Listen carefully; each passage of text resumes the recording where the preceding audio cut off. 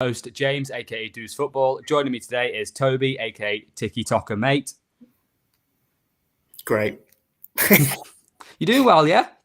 Yeah, I'm good, man. I'm good. I just hear that name sometimes and I'm like, oh, I really need to change that. I personally think it's a good name. Speaking of good names, here is Luke Football, our other guest. How are you doing today, Luke? Yeah, I think I've got the worst name out there. The three It's of a good us. surname. Yeah, Football's a good surname, mate. I've got a similar one, just spelled a little bit different. It's mad. Crazy, isn't it? Speaking of crazy, Liverpool FC, they have a striker called Darwin Núñez who's pretty crazy. But Liverpool, can they challenge for the league title? Now, for me personally, I was not looking forward to the start of the season as a Liverpool fan. I was thinking Chelsea, Bournemouth, Newcastle, two of them away from them. I was thinking if we can get 4 points, I'm happy. We've actually come away with 7, quite surprisingly after that the win over Newcastle. Now, in terms of depth, I think Liverpool probably have the best attack in the league, just in terms of depth. I think all 5 attackers can get at least 10 goals in the league this season if they really wanted to. I think they all have the ability, given the minutes they'll have. But is that really enough for them to challenge what is likely going to be City and Arsenal to the league title, Toby? I don't think so, no. I think they can still have a good season. Like you said, they've got a lot of depth up top. They've got a lot of goals, and that will get them out of a lot of situations, as that Newcastle game showed. If that's our attack or a lot of other big teams' attacks, they're not getting dug out of that game. But I just think defensively, that your keeper's so phenomenal that it doesn't ever look as bad scoreline-wise as it probably should be. Like, especially last season, there was a number of games that, even losses, that could have looked so much worse. I just feel that remains to kind of be seen. I think Van Dijk and Konate looks good against us, like pretty solid. But if you've got a good left winger, I think you're having a nice day against Liverpool in general. I don't think they'll challenge. No, Salah will score a lot of goals, as he does. Diaz will add a lot. If Nunez starts bagging though for fun, if you start seeing some consistent finishing that you saw on Sunday, because those 2 goals were ridiculous finishes. If you see that on a more consistent basis, he could easily have like a 30+ goal season because he gets so many chances, like the runs that he makes. But that remains to be seen. I'm not going to be completely swayed just by Sunday, but if he can keep that up, then he might be in with a little outside shout. The problem is it's City, isn't it? That's the biggest issue. And you guys are more aware of that than any because you've gone toe-to-toe 4 titles in recent years against Guardiola's side. Yeah, the thing with City is you could play just unbelievably all season, but they'll just play unbelievably plus 1 point. And you're like, how have we not won the league? Luke, do you think Liverpool are challengers this season for the league title, or are they just happy with top 4? I think it's West Ham's year. No, I'm joking. Oh, do you? Okay. We'll get on to them in a second. Yeah, I'm joking. No. Yeah, obviously Liverpool, as you said, our 5 attackers could get into most teams in the Premier League. But yeah, again, defensively, your guys' weak point, isn't it? You know, especially the depth in defence. Because if Trent gets injured or Robertson gets injured, you got Tomiskas or who's your backup right back? Is it Ram? At the moment, Gomez, it's Joe Gomez. Yeah, it's Joe Gomez, yeah. Or Joe Gomez, obviously, he's not the player he used to be either. So I don't know. Just early days in it, so to see throughout the season. But yeah, attacking wise, phenomenal. Depth everywhere. You got Ben Doak as well, who's going to have a breakthrough season as well. So yeah, going forward, you'll do well, I think. Yeah, Ben Doak's a player I really enjoy watching. He came on against Chelsea. He didn't really do much, but it really wasn't that type of game. So you say they should strengthen in defence, and that is quite clear. Do you think Van Dijk could realistically still play to that top level this season? Because I think he can, but I'm not too sure though. Tobes, do you agree? He's not the Van Dijk of old. I don't think any Liverpool fan would shy away from that one, but it's him dropping down a level is still levels ahead of most defenders. So he still do a decent job. I don't see why. Long term it'll be something to replace because obviously some of Liverpool squad are getting a bit older. Obviously that will be they've rebuilt the midfield this summer. I think he can do enough. I like Konate a lot, to be honest. I think if the more that he's fit with Van Dijk, that will help. I think if it's Matip and Van Dijk a lot, it could be a bit roped. But again, that keeper will bail you out enough that you'll be all right. And I'm interested to see. I don't know what you made of Endo's performance. Obviously, it was 60, 70 minutes in his first game. It's not. Did he come on against Bournemouth actually? Yeah, very late. Okay, yeah. But like we haven't properly seen a run of games so we can really judge how good a six he is and what he can offer to the team. So I'm kind of excited to see that. Liverpool's midfield in general, to be fair, I'm quite excited to see how that develops.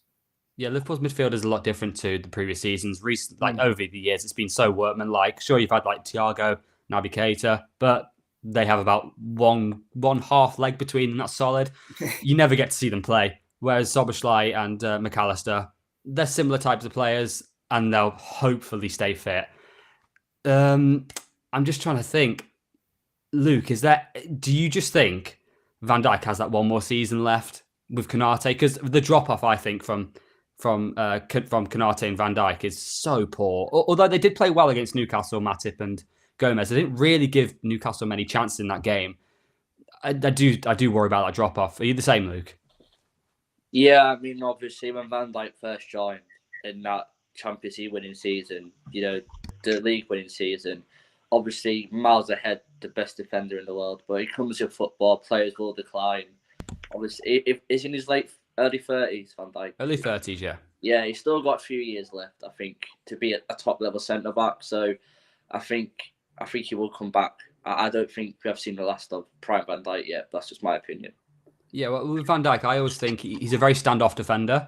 He's a very modern like defender. Whereas if you're old fashioned defenders, they are more.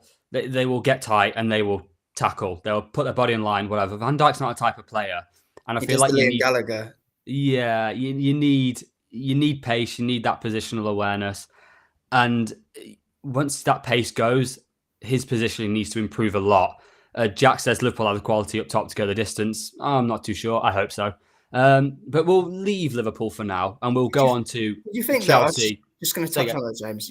With you saying that you conceded less chances. Do you think the 10 men in a weird way won you the game?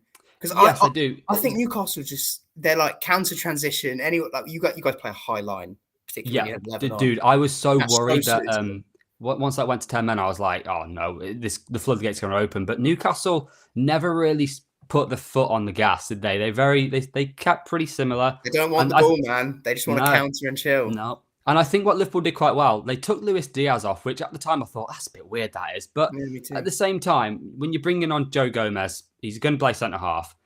Luis Diaz is probably the most useless player in that 10-man because you've got Cody Gakpo who can drop into a midfield and control the ball quite well. And then Salah is Salah. It's kind of like you don't really want to take Salah off. So I understand the whole taking Luis Diaz off. It's unfortunate. He scored 2 goals in 2 games, but I get it. I just think it didn't suit Newcastle, Liverpool going down to 10 men. I think there's always that togetherness with a 10-man side. You always play that a bit more intense because you have to. And I just think it benefited Liverpool on that occasion. But I want to move on to Chelsea. What can they do this? The boys. Chelsea. What can they do this season? Like, once again, a side just blighted with injuries already. Reece James and Nkunku, Fofana, Badiashile, and so on.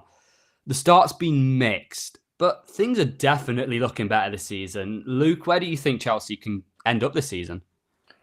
Well, obviously with Chelsea, they're a very, very young team. I think Thiago Silva's the only one in the starting lineup who's above the age of 30. So obviously it's a very, very young team. Sterling looks absolutely electric this season, especially against us. He was the best player on the pitch. Absolutely electric. Gusto, the right wing back, he looks quite good as well. He looks like a good standby for Reece James until he comes back. But I think Chelsea could potentially get... I don't know, because you got Spurs who are looking decent now. Liverpool looking back to how they used to be. So I think potentially 6th to 5th to 4th around that area. But again, the Premier League's crazy this year. Like the level of teams that have gone up. So, Yeah, you can always give your Chelsea prediction, but then someone will just get injured and completely ruin it. Exactly. Yeah. It's just the way it is at the moment. Toves, where do you think they can get to this season? Yeah, I think it's similar to that. I think 3rd to 5th. That's how I see this season, to be honest. And a bit of a must in terms of minimum of 5th. Not just the money we spent, but I just expect seeing Sterling kick on's nice. One of the more experienced players, obviously struggled last year. Doesn't help when you've been put at wing back. But it's nice to see. Like Jackson, I'm kind of watching a striker work hard and get in the right positions, make runs. It's refreshing. That's nice. The midfield, I'm a big fan of Enzo, even coming in from January. He was like the one kind of shining light at the back end of last season that at least I could watch him. Everyone else was dire, but it was more watchable with him. Colwill, I've been really impressed with, to be honest. Like the guy's passing is just a joke. He just 20 years old, looks like he's gonna be one of those players. But it's one of those years where you're not going to see the best of Chelsea till 1-2 years down the line, and the money might cloud that in thinking where they should be right now, because obviously they spent £1 billion, so they should be doing well. But a lot of them are very young players, so it will take a bit of time. But even down to, like you said, with some of the injuries, you're not even going to see near the best of Chelsea this season till January onwards, when Nkunku's back. Like in pre-season, he looked like someone who was linking up really well with Jackson, so that was a real blow, losing him. And surprisingly, even though he's 25, he's one of our more experienced players.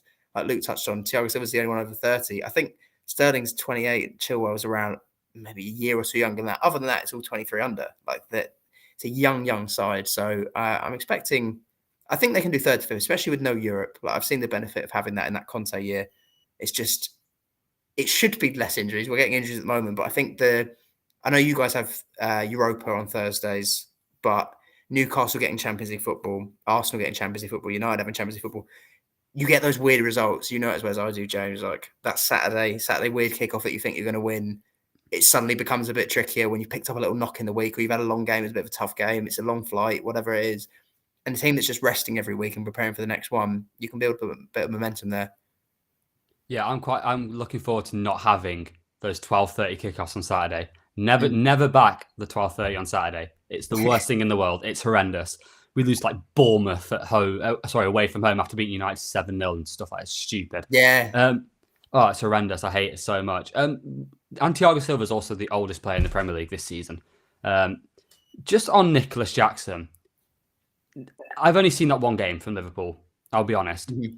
Does that not just make you, the way you spoke about him there, gets into good positions and that he runs about? Does that not just remind you of Werner, or are you just praying? No, okay, but can control a football and link up play and is putting little backers. It's not a Timo. Like Jackson's comfy on the ball. The only thing that's kind of missing with him is perhaps being a bit more clinical. Like there's been a couple shots, couple chances. I mean, the majority have been half chances he hasn't put away, but I feel like it's something that will come with his game. No, I've been really impressed by him, to be honest. He just feels like a bit of an all-round package. Yeah, I'm just a little bit worried about him because I looked at his stats last season, and to be fair, he's not had much football. He's 22, and he's had a surprising.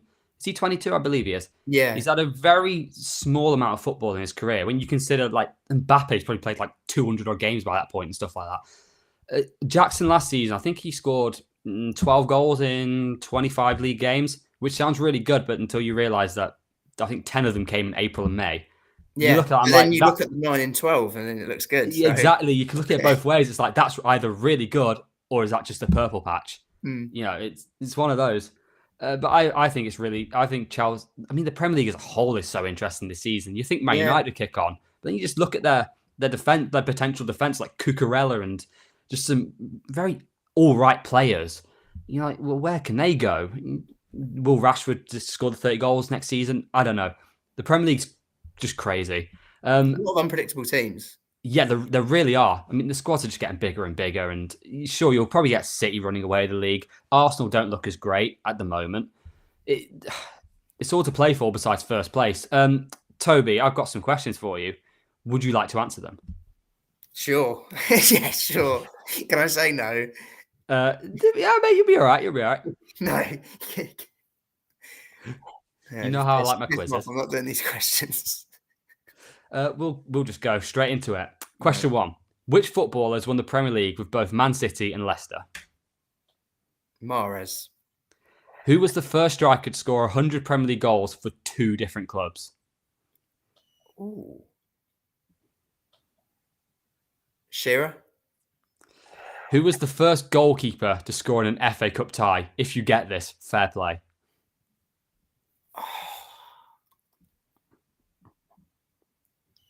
I'm trying to think if Robinson against Watford was in the FA Cup.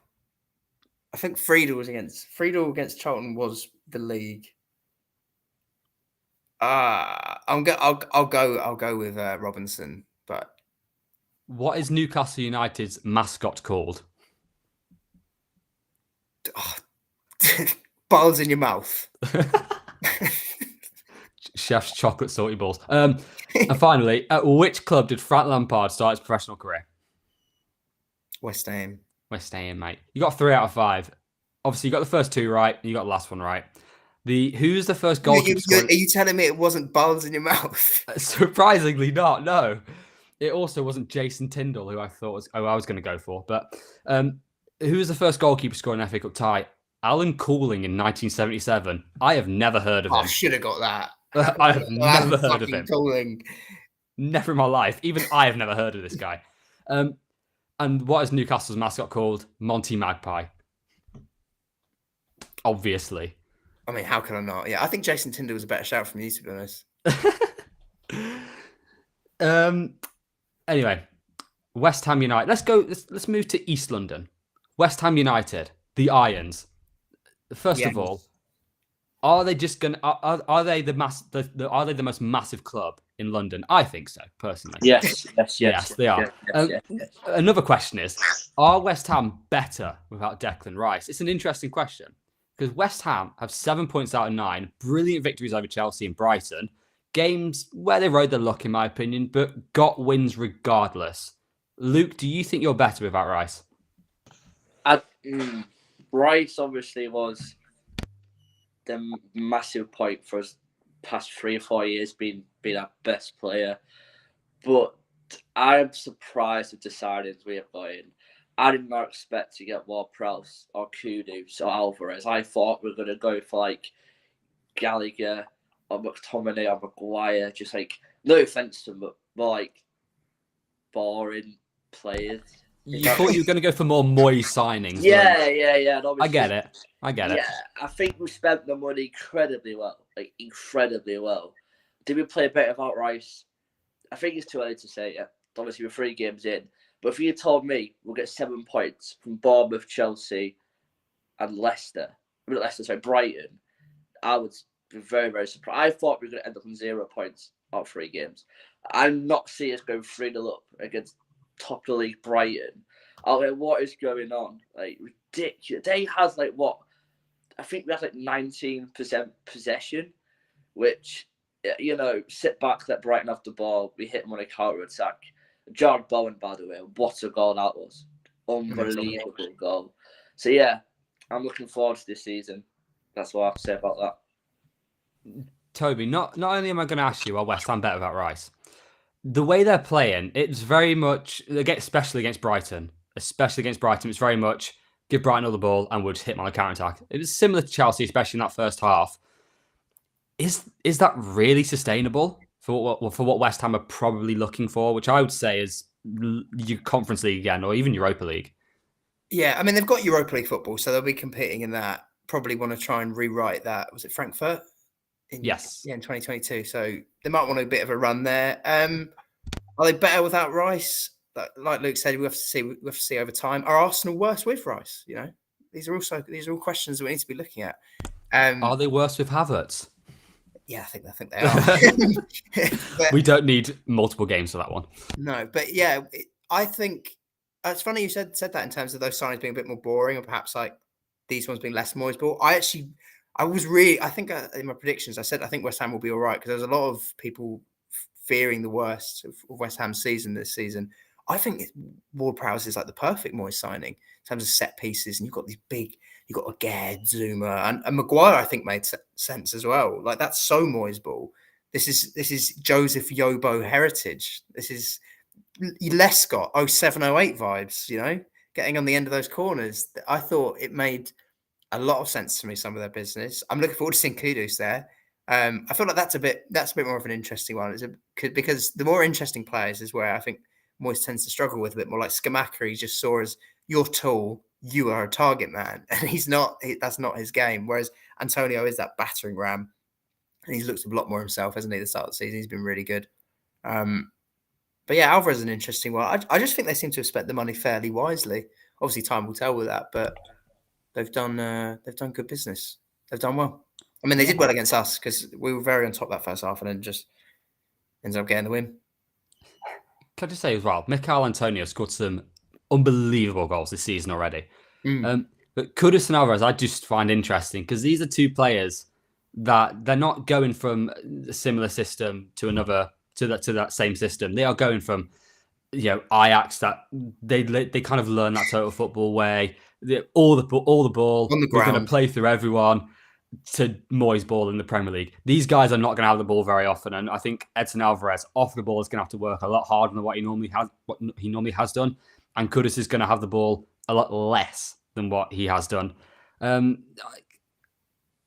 am interested to see how they fit in, but look, it's something Moyes is used to. But I often, in terms of Rice, when you sell a player for a lot of money, I think it's really difficult to bring in a load of players and just expect it to work straight away, which is why I'm really surprised that West Ham have done what they have. You think, when Everton sold Lukaku, they just signed Dross and they were terrible.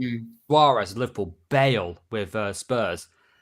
So fair play to Moyes, I'd say. Fair play to him. Maybe they're a little bit, fair enough, they ride their luck a little bit, but they get the result, and that's all that matters. Is there anything you want to add on West Ham United? I think Paqueta staying is massive for us as well.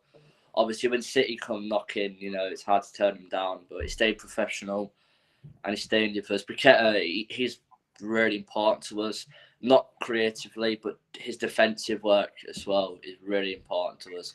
I think we need one more striker in. I think that's what we need, because Antonio and Ings are so injury prone.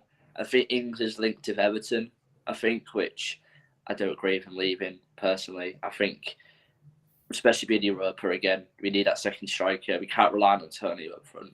So Antonio can go from looking like an absolute beast to not scoring in 10 games. But apparently Lingard is close to joining again. That's been on the table a lot. So we'll see, won't we? Yeah. I wonder if Paqueta does face a big ban, that could hurt a lot, because I think he's a really good player, like you said. If that ban does come in, then Luke, what you just said about Paqueta there with him saying really professional. It's a question for both of you. Apparently, Mateus Nunes from Wolves has just not gone into training because he's been linked to Manchester City. I mean, is he really right to do that? I don't think so, because I look at that like if he just portrays someone who's very professional, that just looks better in my opinion. City are going to try and buy you regardless. I just want to know if you agree with that. Yeah, I'd agree with you. I feel like that's a bit of a red flag, is it not, to Guardiola? Obviously, he had his issues with Cancelo last year, and as good a player as he was shipped out the door. So it might be a bit of a flag. He's thinking, God, he's downing tools that quick. I know he wants to play for me, but doesn't Pep's ruthless. Pep's ruthless. Like, he'll just look at that and think, do I really want that? Not really. Luke, what do you think about that? Yeah, definitely. Obviously, we had it with Payet. He just felt strike, went to go back to Marseille. It disrupts the dressing room as well for the players. It'll obviously Wolves, are tipped to go down by a lot of people. And they do need to keep hold of him, but if you've got an unhappy player there, it does affect the whole team, not just him. Yeah, 100%. Let's just stop talking about Wolves, because they're a depressing football side. We've got them in a couple of weeks. They got a win. They beat Everton. Like, well done, mate. I could beat Everton at the moment. Just Everton shooting, and it's just not going to go in. So I feel like if I just played Everton, I'd have a chance by myself. Luke, I'm going to go to your questions now. Yep. Just let me know when you're ready, and we will ask your questions. Okay, go for it.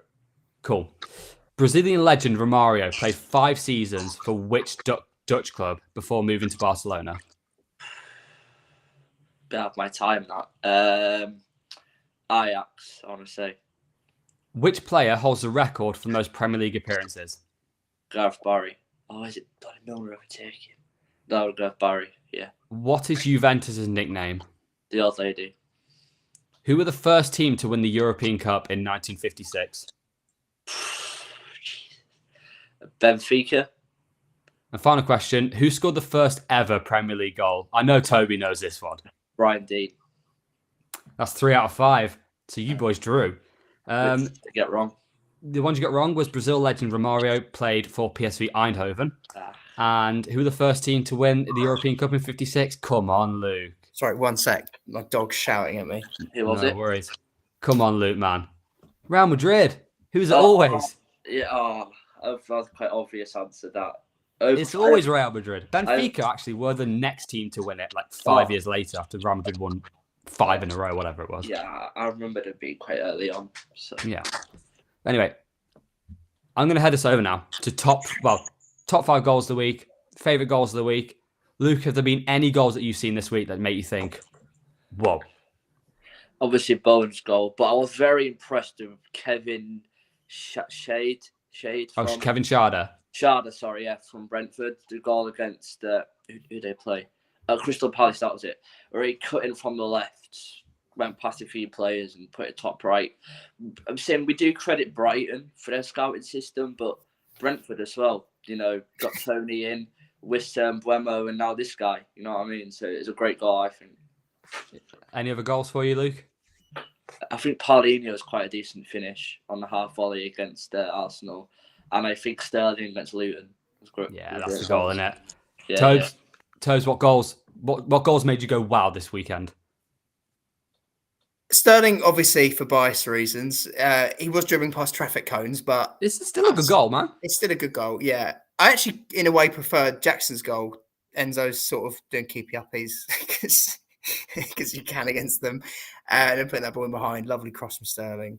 I know it got deflected, but Jackson's on the end of it. It was nice having a striker on the end of it. But the other one for me is Rodri, because this bloke and clutch goals is He's just... got that Drogba gene. He has got the Drogba gene, man. It's actually massive. And for a guy that plays where he plays, he shouldn't get probably as many goals. Well, there's no reason he shouldn't, but he supersedes what's demanded usually of a holding midfield player in terms of the goal volume that he produces and the moments that he produces them with. It is absolutely phenomenal. And some of them are always just belters. And this one was weak foot, just smashes it. Yeah, that caught my eye a lot, to be fair. Yeah, and Darwin's goals. Darwin's goals were brilliant. No, we will be getting to Darwin's goals. Do not worry about that. Will's asked a question for you, Toby. Super Hands or Alan Johnson? I don't know what that means. Oh, that's so hard. Well, you've done me. Oh, it depends on my mood. If I'm feeling a bit moreish, I'd go Hands. But if I'm feeling in a boss sort of mood, a bit Johnson. Oh, what would I go? I'd probably go Alan Johnson's Beamer. I think I'd go with that. Can you explain that to me? Because I've got absolutely no idea what you're on about. Mate, Peep Show. They're the best two characters in Peep Show. Okay, I'm fair surprised enough. Peep Show's so your bag. It's good dry humour. Is it okay? What's it on? Is it on like? I think it used to be on Netflix. If it's not, it'll be on like Channel 4OD. Anyone who hasn't watched Peep Show, get on it because it's UK. I'll give it a watch. I'm going to give you James. In between is in terms of like a UK comedy, it was always my favourite growing up. Yeah. And then I watched Peep Show, and now I'm like, I don't know what I prefer, and that says a lot, I think. Okay, that's quite interesting. Very different, but just it's so good. It's so good. See, I'm one of those weirdos, mate. Once I watch a show, that's it. I'm set with that now. I watch Brooklyn Nine-Nine like 3 times over before I watch a new show. I'm just weird like that. It's why I won't go to the cinema. I have the same thing, but I think Peep Show I've probably done about 4 or 5 times over. Some episodes about 10. I'm going to go to my top 5 goals of the week. So my first one, I don't know if you've seen it, Romain Favre for Lorient against Lille. It's not it's incredible, but it's so nice to look at. You have this over-the-top through ball. The ball's just bouncing and bouncing. Keeper's running out. And it's one of those where it's a toe poke chip over the goalkeeper. He just stands there and watches it. Oh, beautiful to watch. Just one of those. You've got to see it. And the next one I've gone is Sterling's first goal against Luton. Dribbling through traffic cones, of course he is, but you still got to dribble through those traffic cones. And those traffic cones have legs that are dangling out. He does something very good there. It's just a great goal. And then obviously Darwin's first, second, and whatever goal, unreal. Both finishes are actually really composed, which is unlike him. There are 2 though that we need to mention, and you've got Messi's goal. That's what I was just in my head. I was like, we should probably bring that up. That not even Messi in that is really good. You have the Jordi Alba bit where he scorpion kicks it straight to Messi, and Messi controls it round a player, has a look, does his little. I'm looking. He's got 360 vision. Sees, I think it's Kramashi, where no one else can bloody see him. And compared to Kramashi, he makes this run. He anticipates it, and he knocks it back to Messi. Plays it back well, yeah. Yeah, it's a class goal. The defending's not very good, Yeah, I but they are can't playing lie. every day. They must be shattered.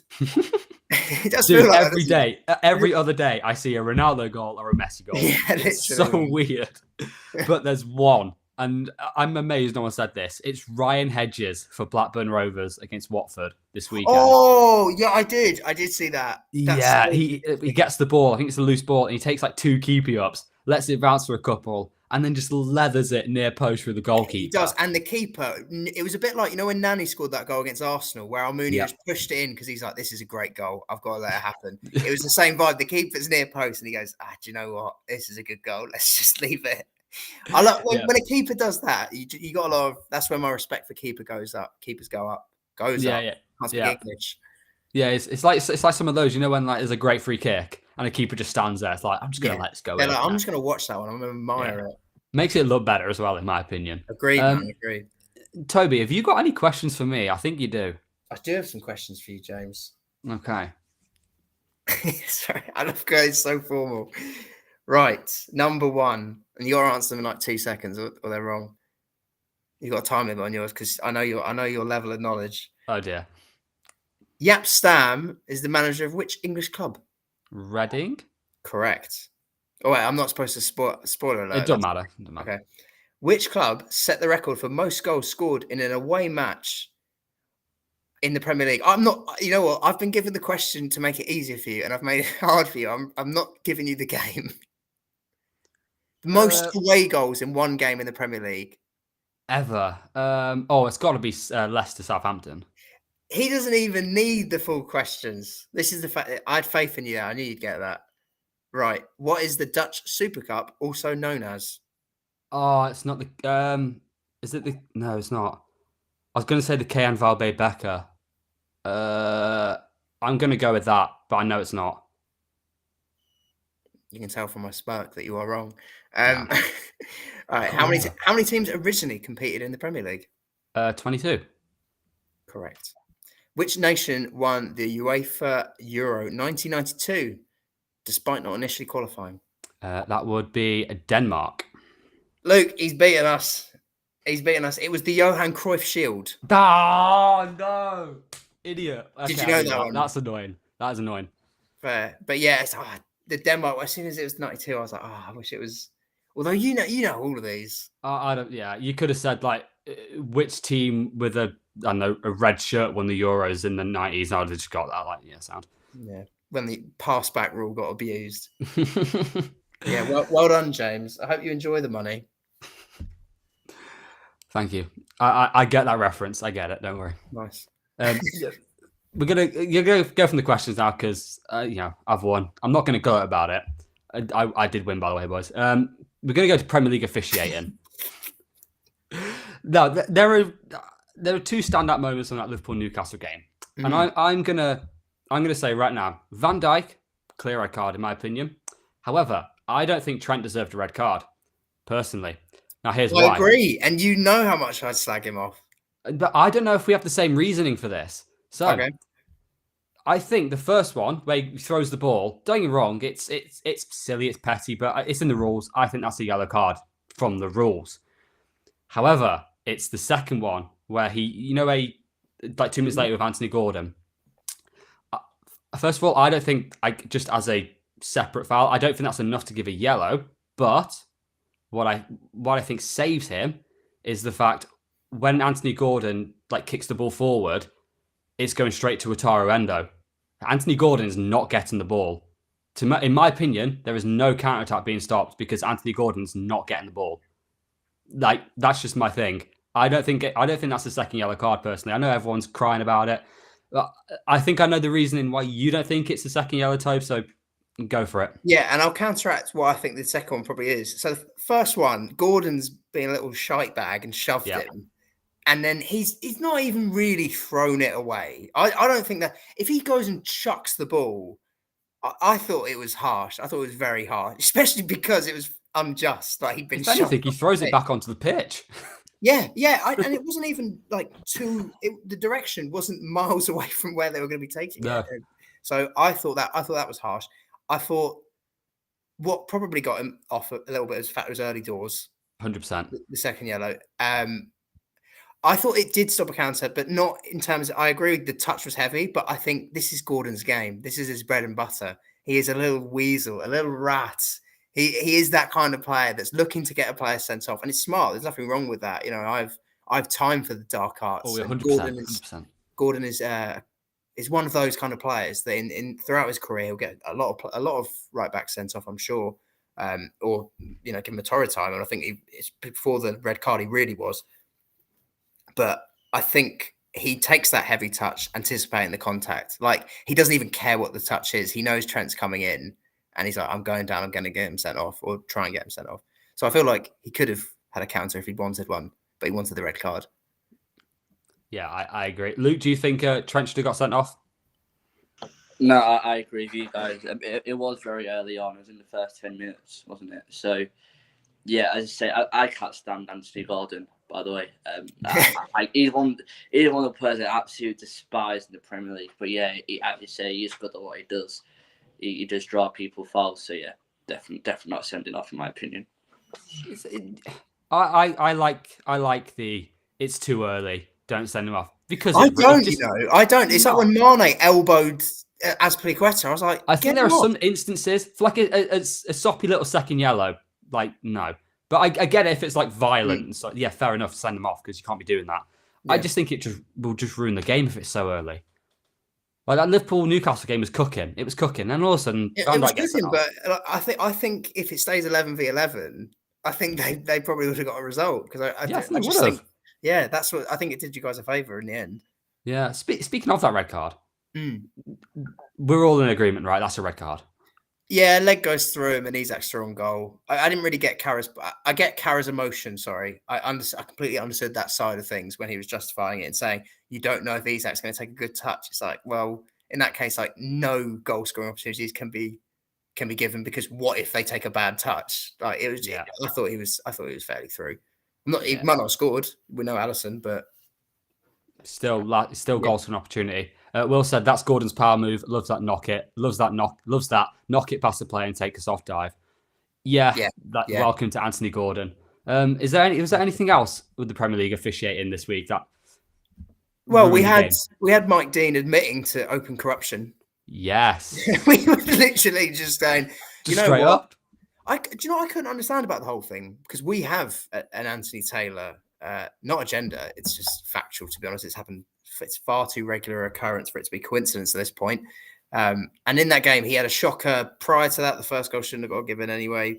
But it came to that corner, and Mike Dean said, "Oh, he'd had a tough game, so I didn't want to send him to the screen." He ended up damaging himself worse by not being sent to the screen. So that didn't make sense. First of all, second of all, it's you do your job.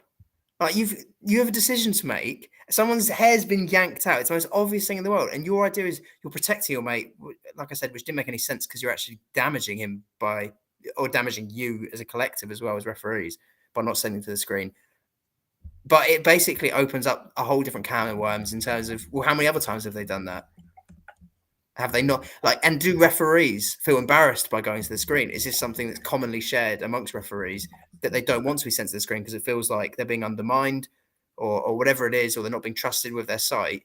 Like the VAR is in place because you make mistakes and they need to be corrected. And if they're not willing to implement that, then what are we all sitting around waiting for offsides and goals for 5 minutes for? Luke, with VAR, where do you think the line is? Because I'm getting to the point now. I used to, when it first came about, I was like, oh yeah, great VAR. Makes all the sense in the world. But they're just kind of fiddling with it every other week. And it's like, well, what are the rules nowadays? In my opinion, you should get VAR and just have goal line technology, offside rules, obviously.